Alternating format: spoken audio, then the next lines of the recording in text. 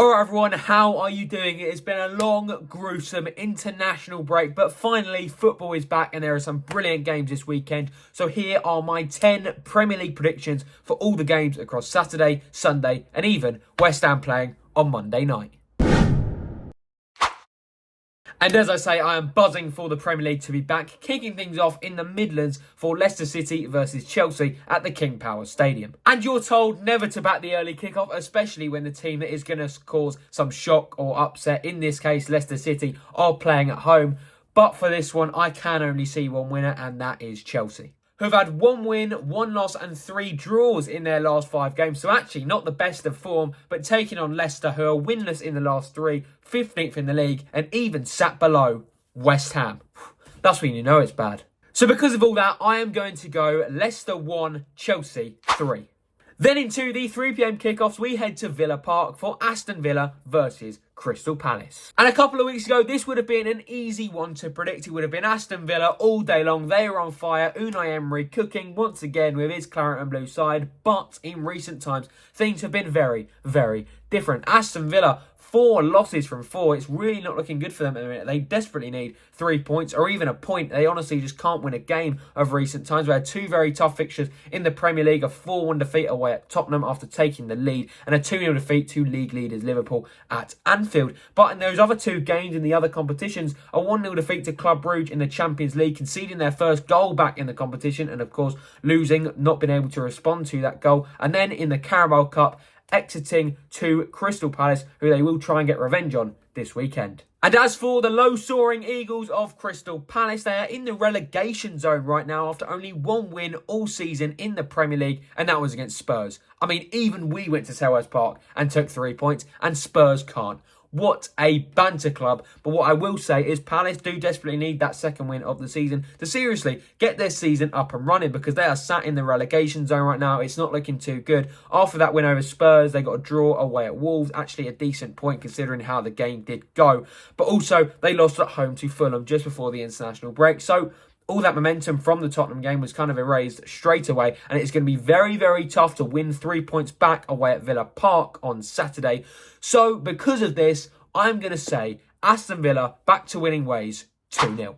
And next we move all the way down south for a South Coast derby. They're very, very close in location, Bournemouth and Brighton. They're also very close in the league. Only 4 points between them, and they both beat Man City before the international break, who of course are also on a terrible, terrible run of form that they will hope to sort out this weekend. But enough about them. Let's talk about the Cherries versus the Seagulls. Bournemouth are really starting to establish themselves in the Premier League. They know how to get points, they know how to get results, and most importantly, they know how to get goals. They beat Man City, they beat Arsenal, they even got a very late point away at Villa Park, and honestly, for their manager, for their players, even for their fans, I'm all for it. They're doing very well. But as for Brighton, they are doing even better. 6th in the league, only losses to Liverpool in the Carabao Cup and Premier League between this international break and the last. And considering they're the league leaders, I think that's kind of a given. They went away to Anfield, took the lead and lost 2-1. But honestly, Brighton are doing very well this season and proving that their new young German manager could be the real deal and could be only getting started. For this game alone, though, I am actually going to say it will be very tight. 2 very similar teams in what they are doing this season. And I'm going to go Bournemouth 2, Brighton 2. And over to West London, we have Fulham, who I think are one of the weirdest teams the Premier League has ever seen. You never really know what you're going to get with these lot, and that is the beauty of the Premier League. However, their recent form has been very, very solid. 2 wins from 2, a very late stoppage time turnaround on Monday Night Football at home to their West London rivals Brentford, and also a very solid 2-0 London derby win away at Selhurst Park against the struggling Crystal Palace. But now they will face Wolves, who are really, really struggling this season. I mean, they are really struggling. They've got 1 win all season. You may think it's bad as a West Ham fan, but imagine trying to be a Wolves fan. They got 1 win, and that was at home to Southampton just before the international break. 2-0. Got the job done against really an even worse side. Southampton, they are really bottom of the barrel stuff at the minute. I'm very sorry to any Southampton fans watching. But as for Wolves, they are doing horrendously as well. 19th in the league and needing to sort their form out to get out of this relegation zone. But will they do it away at Fulham? I don't think so. Fulham, as I say, are very inconsistent. They're a very, very weird team. So this could be a game that they do go and lose. But I'm not going to say that. And I'm going to say it's going to be quite tight. But Fulham 2, Wolves 1. Then staying in London but moving up north, we head to the Emirates for Arsenal versus the surprise package of the season, Nottingham Forest. Arsenal are actually just above Nottingham Forest by one singular place. Arsenal are 4th, Forest are 5th. But really, when it comes down to form, I'd probably back Forest. They did lose to Newcastle just before the international break, but 3 wins in their last 5 compared to Arsenal's singular win in their last 5. Lots of draws and a couple of losses in there as well, when really they were supposed to be going for the title this season. Not sure how that's going to go. Obviously, nothing is decided yet, but they are definitely going to need 3 points at home to high-flying Nuno's Reds in Nottingham Forest. But will they get it? First of all, before my prediction, we have a lovely prediction from Matt Papapinkas. What's going on, everyone? Firstly, I want to say a massive shout out to Brexit Bubbles. Great bloke. Subscribe to him, like him, help him out. He's a good boy. Predictions: Arsenal, Forest. I'm confident. Forest are a good side, but we're going to get the job done. We need to get back to winning ways, and we will do. I think we're going to win 2-0. A humble 2-0. Havertz back on the score sheet at the Emirates, and Odegaard, the skipper, he's back, he's scoring, he's going to bring Arsenal back to where they belong, the top of the Premier League eventually. Come on, you guys, subscribe to Brexit Bubble. Sorry, I'm in a bit of a rush, but yeah, God bless. So he says 2-0, and to be honest, it very well could be. And I do agree with the Arsenal win, but I'm actually going to say, just due to how free scoring Forest are, with Chris Wood on fire, Arsenal 2, Forest 1. Forest taking the lead. And of course, make sure to go and follow him on these socials on the screen right now if you haven't already. And to wrap up our 3 p.m. kickoffs, we have Everton versus Brentford. Of course, Sean Dyche's Toffees playing West Ham last time out, in which was the Premier League game of the season. Can't we all agree? Oh, what a game it was. West Ham 0, Everton 0. Brilliant, brilliant game. But in all seriousness, Everton haven't been scoring a lot recently and could maybe see themselves in another relegation battle for what will be the 4th season in a row. I don't think it'll be quite as tight because they've actually started to get some decent results. At the start of the season, they were very, very poor, losing their first 3, 3-0, 4-0 and 3-2 at home to Bournemouth after being 2-0 up going into the 86th minute.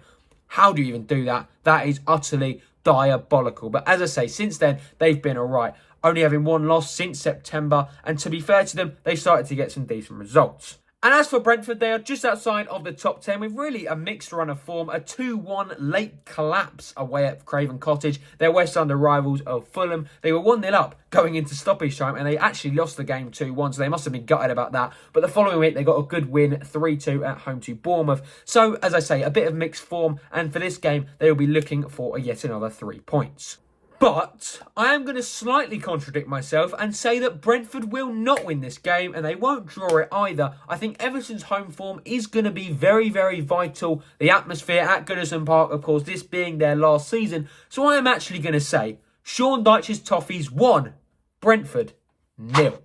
Probably a goal from a corner or something. Tarkowski, bang, bosh, 1-0 Everton. So that is all for the 3 p.m. kickoffs, but now it is time for the 5:30 Saturday night football, which I think is the game of the weekend. Man City versus Tottenham Hotspur. But first of all, let's talk about Man City. Treble winners the other season and 4 in a row. No, not league titles, but 4 losses in a row in all competitions. 1 in the Champions League, 1 in the Carabao Cup and 2 in the Premier League. Both of those Premier League ones being on the south coast to Bournemouth and Brighton. Both of those 2-1 scorelines as well that City were on the wrong end of. In the Carabao Cup, 2-1 again to Tottenham. And also in the Champions League, Ruben Amorim's final home game for Sporting, he battered them 4-1. That would have set some good moods with the Man United fans as he takes over against Ipswich on Sunday. But enough about them. Man City, what on earth is going on? And as I say, they started this terrible run of form away at Tottenham. So playing them this weekend, they will want to get some revenge. And more specifically,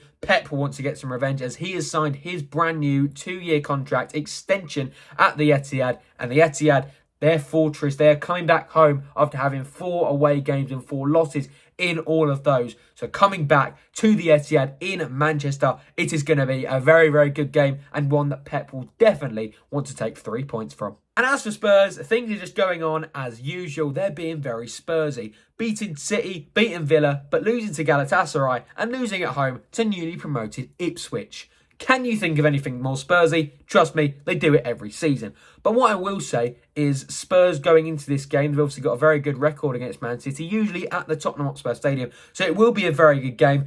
But I do think Pep's Man City side will come out on top in this game. They'll take all 3 points, stop this terrible run of form for them, and they will win the game 3-1. As that wraps up our Saturday football, we head into Super Sunday, kicking things off all the way down south for Southampton versus Liverpool. And it's the Premier League. Anything can happen. It's football. Anything can happen. But for this one, Liverpool are first and Southampton are dead last. But first of all, talking about the Saints. Now, they are dead last in the league. One win all season at home to Everton. Of course, another Merseyside opponent. So hopefully for them, they will be looking for take another 3 points at home to this Merseyside opponent. That is Liverpool. But it is going to be very, very hard for them. Liverpool, top of the league. 5 points there on absolute fire. Arne Slot, his first season at Liverpool. They are doing brilliantly, and it is going to be nearly impossible for Southampton at home on Sunday to beat this Liverpool side, who are on brilliant form at the minute.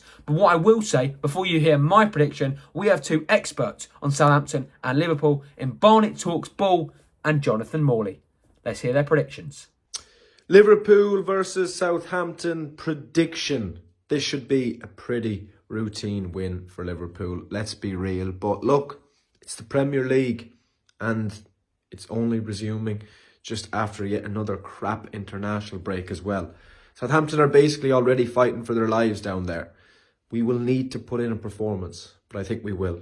Southampton 0, Liverpool 3. Mohamed Salah, the Egyptian king, to score yet again. Up the Reds. Right, hello, Brexit Bubbles has very kindly asked me to come on and give my brief prediction for Liverpool at home on Sunday.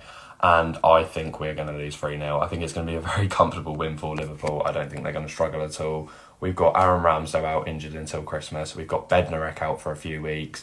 We're really, really in trouble. We've got very hard fixtures coming up, this being the start of one of them. It's not going to look pretty for us. I wouldn't be surprised if we're relegated by New Year. So, yeah, and we've got no real creativity ourselves. So I can't really see any goals coming from anywhere for us. So it's going to be very, very comfortable for Liverpool on Sunday. Both actually predicting the same score, 3-0 and 3-0. Both of those to Arne Slot's Liverpool. I respect Ollie Barnet Talks Ball's honesty for believing that Liverpool will just rock up and win 3-0. Honestly, it is the harsh truth if you are a Southampton fan. And also for Jonathan Morley, knowing that Liverpool will get the job done on Sunday. And honestly, I couldn't agree more, as this was my prediction as well. Southampton 0, Liverpool 3. And of course, go and follow these guys on all of their socials right here. Thank you very much for sending in those score predictions. But moving into our main event on Super Sunday, we've got a clash at Portman Road. Ipswich versus Ruben Amorim's fresh set of Manchester United. Ipswich actually got themselves out of the relegation zone with their first win all season away at Tottenham. 2-1, very, very Spursy for Tottenham to lose that game. But as for Ipswich, a great win and a great away performance to secure 3 points. And maybe this is the time where they will start to really bounce back and really start to turn that corner after getting their first win in the Premier League since 2002. And Man United also back to winning ways, 3-0 at home to newly promoted Leicester under Ruud van Nistelrooy, their interim manager, as Eric Ten Hag got the sack after losing to West Ham. Come on, mate. How do you even do that? We could probably lose to a non-league side at the minute, and you've got Man United losing to us. Absolute joke. But as for Ruud van Nistelrooy, he was doing all right, but was only ever there as an interim coach, knowing that Ruben Amorim would be coming in to take over the job and would have this as his first game as Ipswich away on Super Sunday. So, watching this game at 4:30, who will come out on top? I do think it will be initially quite tight. It'll be one of those games when Ipswich came up from the Championship last season. They'll be looking forward to Man United at home. Obviously, they're not the Man United of old, but they are obviously a massive, massive club. And I do think it will be quite tight initially, but eventually Man United will get through and they will win 2-0. Leaving our final game, including West Ham for Newcastle away on Monday night. Now, this game has been moved to a Monday night. A 10-hour round trip with the last train leaving from Newcastle back down south midway through the second half. What a load of rubbish and a brilliant idea from Sky Sports. But in all seriousness, leaving midway through the second half doesn't actually sound too bad considering how West Ham are playing at the minute. And honestly, you'd probably just be staying for more Newcastle goals, if anything, as West Ham, we do not look like scoring at the minute. And Julian Lopetegui's job is hanging by a thread. But in all seriousness, I don't think the game will go just like that. But Newcastle, they beat Forest and Arsenal just before the international break. So they've really started to turn a corner in really what has been quite a mixed season for them. Isak banging in the goals. It's going to be very difficult for West Ham to defend. But let's just hope Lopetegui knows that he has to win this game to keep his job and will finally play a striker of his own. And by that, I genuinely mean Danny Ings. What's so funny? But I do actually hope that Danny Ings starts the game over Mikel Antonio. No offence to Mikel Antonio, but what does he even do? He plays for like 70, 80 minutes and then he does nothing. But Danny Ings comes on and he actually really starts running at the defence, taking a few shots on goal, doing more than Antonio in 10, 20 minutes than Antonio does the entire game. So I do hope he starts away at Newcastle. Obviously, Fulkrug is a completely other matter. I don't even know where he is. He could be on holiday for all I care. I don't know what he is doing. He's probably injured somewhere. I don't even care. And actually, whilst editing this video, we have a score prediction from a Newcastle fan called The Magpie's View. So go give him a follow and let's hear his prediction. What is up, lads and asses? Welcome back to Brexit Bubbles. Yeah, well, I've been asked to make a score prediction for this game. And yes, I'm going to have to say I'm pretty confident we'll get a win, but not too confident. So I'll say we'll get a 2-1 win. And I am absolutely buzzing Kudus is missing that game because, man, oh man, that guy is good. Scored, obviously, right at the end against us last year at the away game. I was there and it was absolutely a dreadful moment for me. But obviously, you, Amas, would have been buzzing with that. I do think Kudus is great, to be fair. He's always a player that scares me since he has so much pace. But, yeah, in terms of players to look out for, I'd probably say Antonio. Obviously, he's the striker. It's an easy one. And if you were to look out for a player from Newcastle, I'd probably say either Anthony Gordon or Isak, and are two obvious ones as well. But I feel like Gordon could definitely show up on that game. Yeah, I'm not too confident. I feel like he could maybe get something out of that game, definitely. But yeah, I'll go for a 2-1 win to the Geordies. 2-1 to the Geordie boys sounds about right, but what do I genuinely think will happen to West Ham at St James's Park?